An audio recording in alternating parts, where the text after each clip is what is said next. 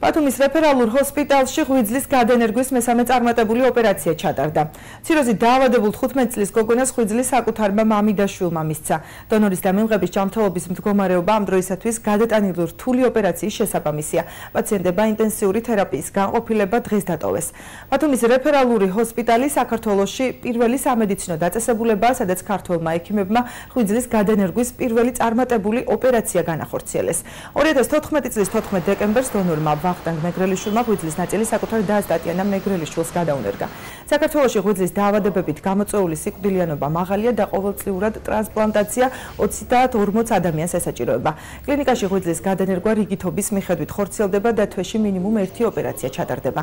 აღნიშნული სამედიცინო სერვისი საქართველოში ახალ დანერგილია და ამ პროექტისთვის სამედიცინო კორპორაცია ევექსი 2 წლის განმავლობაში ემზადებოდა.